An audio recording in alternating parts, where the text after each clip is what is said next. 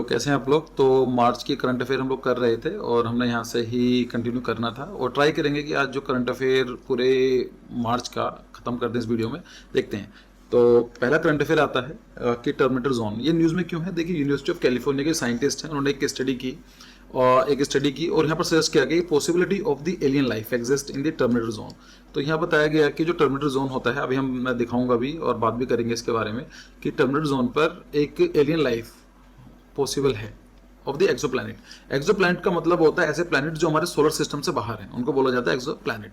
So these zones are areas that are not too hot or too cold and are therefore more likely to harbor liquid water, a key ingredient of life as we know it। देखिए, ये माना जाता है किसी भी planet पर अगर earth like जो स्ट्रक्चर है, मतलब क्या है कि अगर कहीं पर भी अगर एलियंस होने के चांसेस हैं तो सबसे बड़ी बेसिक चीज़ होती है कि वहाँ पर लिक्विड फॉर्म में वाटर अवेलेबल होना चाहिए। मतलब वाटर क्यों अवेलेबल होगा, ना तो ज़्यादा ठंडा होगा तो सॉलिड में कन्वर्ट हो जाएगा, ज़्यादा गर्म होगा तो गैस में कन्वर्ट हो जाएगा। इसका मतलब क्या है कि लिक्विड का है कि एक डिसेंट सा टेम्परेचर होगा। तो यहाँ पर बात की गई है कि टर्मिनेटर जोन जो होते हैं वहाँ पर आपको ना तो ज़्यादा ठंडा टेम्परेचर मिलेगा, ना ही ज़्यादा गर्म टेम्परेचर मिलेगा। वहाँ पर वाटर के लिक्विड फॉर्म में अवेलेबिलिटी होगी और इसीलिए वहाँ पर एलियंस होने के चांसेस बढ़ जाते हैं। ठीक है।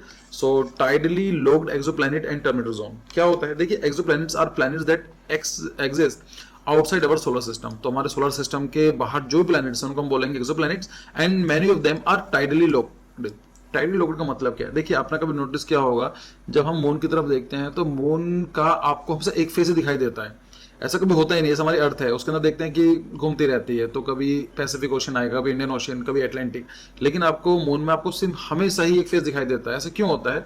क्योंकि हमारी जो अर्थ है और जो ये मून है, तो मून ये आपस में टाइडल लोक्ड है। मतलब क्या है कि हमेशा जो मून का जो ये वाला फेस है, ये हमारे अगर यहाँ पर भी जाएगा तो आपको ये वाला फेस ही दिखाई देगा।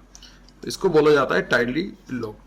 तो many of them are tidally locked. This means that one side of the planet always face the star its orbit. तो हमेशा क्या होता है कि जो एक फेस है और जो प्लेनेट है जिस प्लेनेट के अराउंड रिवॉल्व करता है उसका फेस हमेशा रहता है। ठीक है।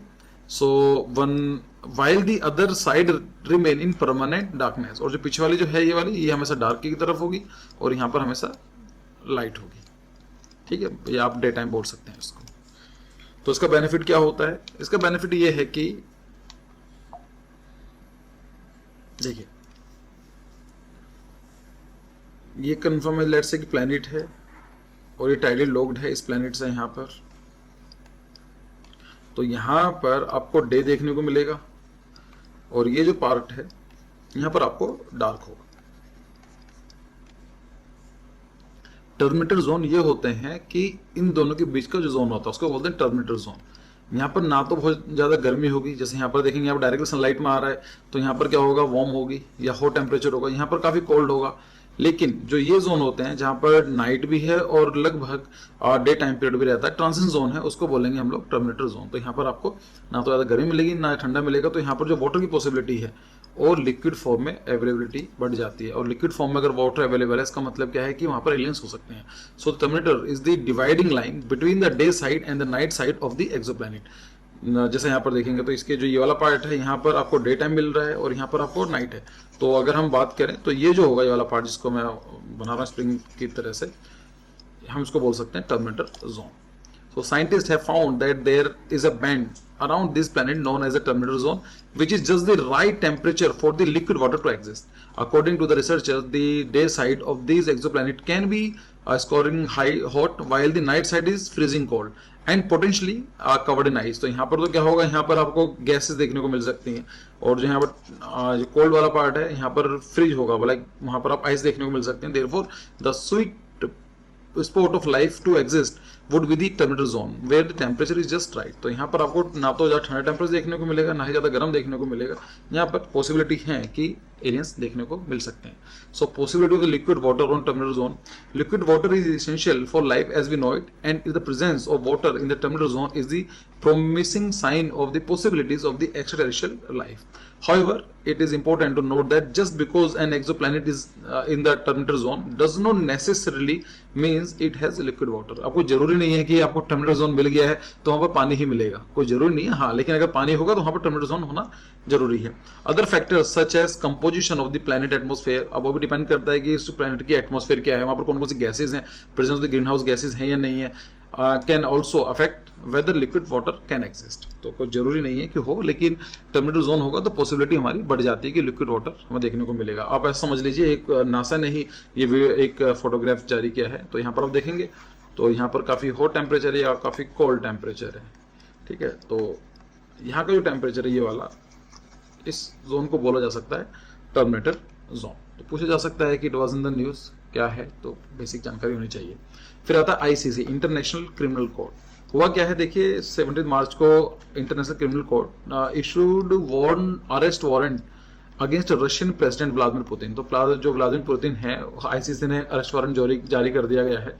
तो and Russia commissioner for child, अब क्यों करा है, क्योंकि child rights Maria Lvova Belova for the alleged war crime of the unlawful deporting and transferring children from the occupied area of the Ukraine to the Russia Federation. हुआ क्या, देखिए आपको पता है कि ये रशिया है और ये यूक्रेन है, इसने इसके ऊपर अटैक कर दिया।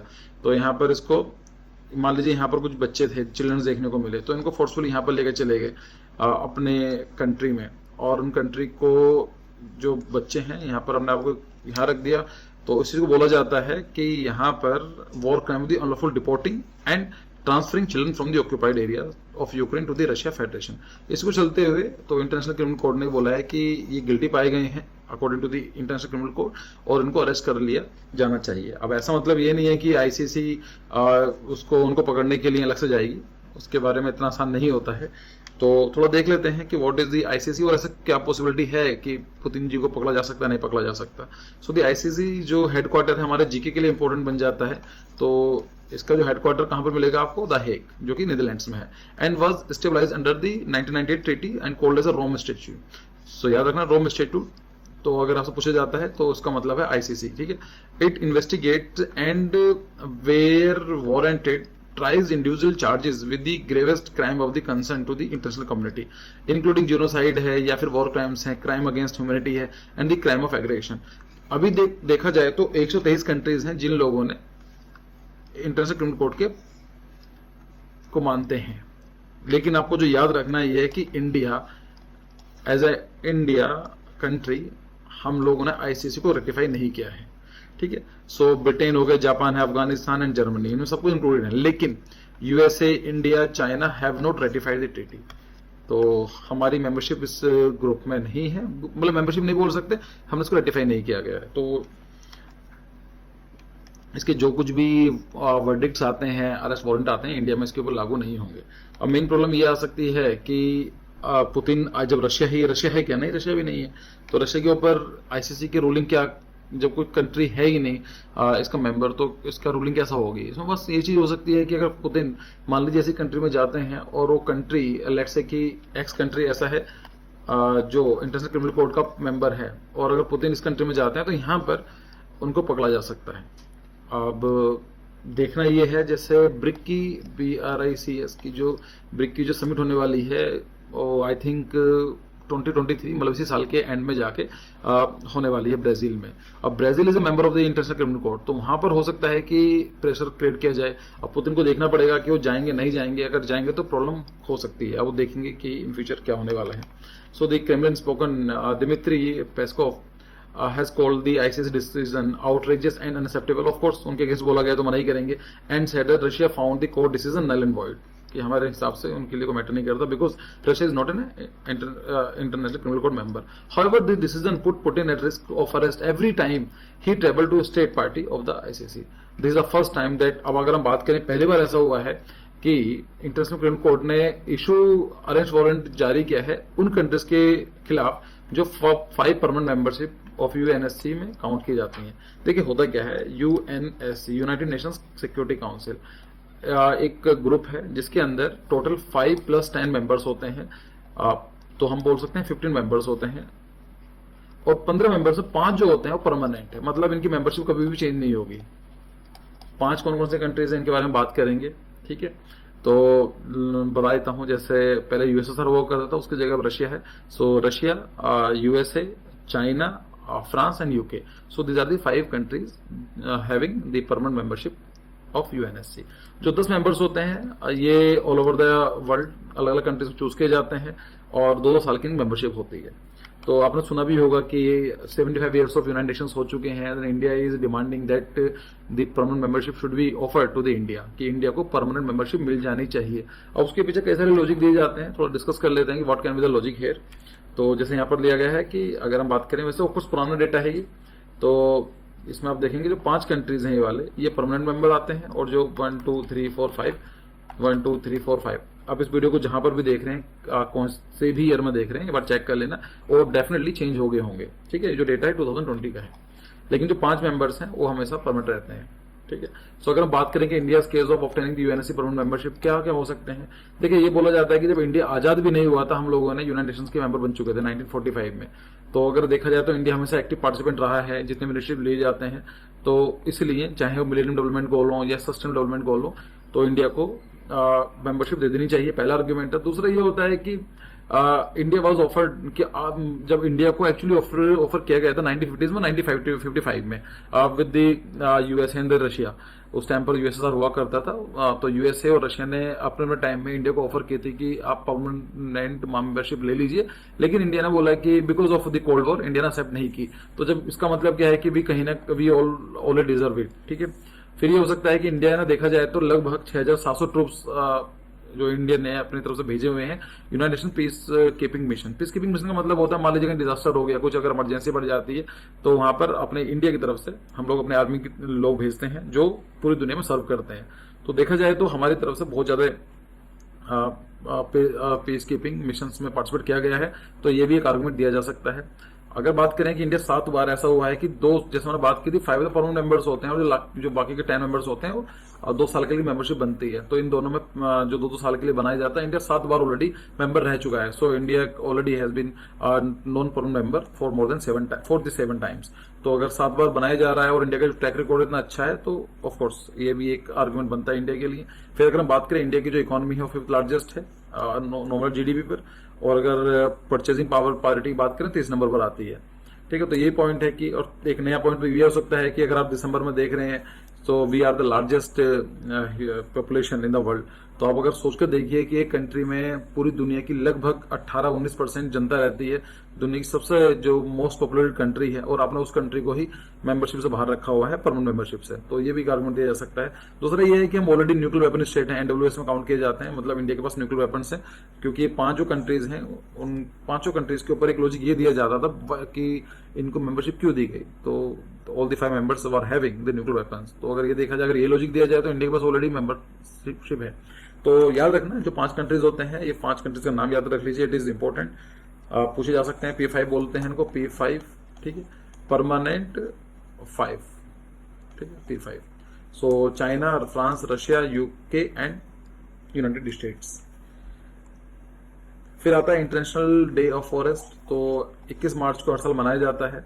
अब ये फॉरेस्ट डे क्यों मनाया जाएगा, उसके ऊपर सिंपल सा लॉजिक है, to increase the awareness about the crucial role of the forest in sustaining life on the earth. मतलब जो फॉरेस्ट की वैल्यू है उसको समझने के लिए, उनको अवेयर करने के लिए ये दिन मनाया जाता है। ठीक है, so the day is recognised as an effort to educate people about the numerous benefits of the forest, including providing food, purifying air, resources, and life-saving medicines. Moreover, they play a significant role in the combating climate change, poverty alleviations, and maintaining ecological balance and more.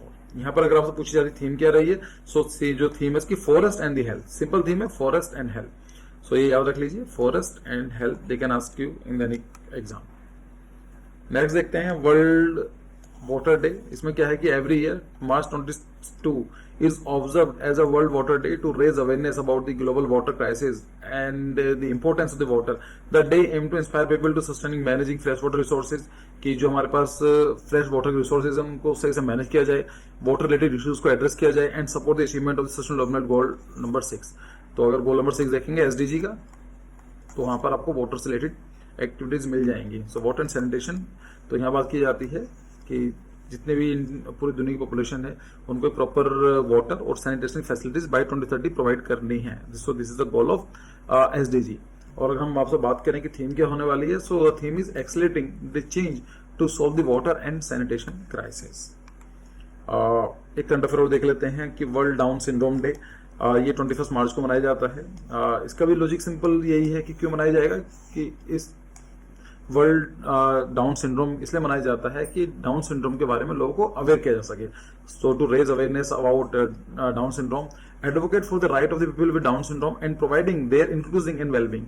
So this day is significant because it marks the uniqueness of the individual with Down syndrome and highlight the need of society to embrace diversity. So देखिए, अगर ये तो basic कोई current affair होगी, अगर आप GK के बारे में पूछा जाता है तो जीके में देख सकते हैं कि Down syndrome is genetic conditions. तो ये जेनेटिक कंडीशन होती है that occurs when there is an extra copy of the 21st chromosome. तो जो 21वां क्रोमोसोम होता है उसकी एक्स्ट्रा कॉपी हो जाती है, उसकी वजह से डाउन सिंड्रोम देखने को मिलता है। So resulting in physical and intellectual disability. तो फिजिकली भी और थोड़ा मेंटली भी, आपको इंटेलेक्चुअल मतलब इतनी आईक्यू लेवल इतना अच्छा नहीं होता है, डिसेबिलिटी को दिखाता है। People with Down syndrome may have a distinct facial appearance and are prone to several health complications including heart diseases and hearing and visual problem। देखने प्रॉब्लम हो सकती है, सुनने प्रॉब्लम हो सकती है, हार्ट रिलेटेड इश्यूज हो सकते हैं, थायराइड की प्रॉब्लम हो सकती है। However, with proper care and support, people with Down syndrome can lead happy and fulfilled lives। अगर हम थोड़ा सा उनको एक सपोर्ट प्रोवाइड करें और एक तरीके से लोग उनको केयर करें, तो डाउन सिंड्रोम से ग्रसित लोग भी एक अच्छी लाइफ और एक हैप्पी लाइफ निकाल सकते हैं। तो नॉर्मल यही होता है कि 21st के क्रोमोसोम होते हैं, यहाँ पर आप देख सकते हैं 1 2 3 4, तो यहाँ पर आप देखेंगे। सो 21st के अंदर एक एक्स्ट्रा कॉपी चली जाती है जिसकी वजह से डाउन सिंड्रोम होता है। तो अगर आपसे पूछा जाए थीम क्या थी इस बार की, तो with us not for us. तो थीम बहुत सिंपल है कि with us not for us, हमारे लिए नहीं हमारे साथ। So the theme of the World Down Syndrome Day 2023 is with us, not for us. This theme highlights the importance of the involving people with Down syndrome in decision making and planning process that affect their lives. It encourages individuals with Down syndrome to speak up, be heard, and take an active role in shaping their future. तो I guess आज की video हम यहाँ पर ही खत्म करते हैं, और ज़्यादा नहीं बचा है। आई गेस कितनी स्लाइड्स बची हैं अपनी, लगभग 15 स्लाइड्स के आसपास हैं अभी, तो उनको हम नेक्स्ट वीडियो में देख लेंगे। उसका फायदा नहीं है कि हम कवर अप करें और उसको इंटरेस्ट लेकर ना बताया जाए। तो see you in the next video. Thank you for your precious time. Bye bye.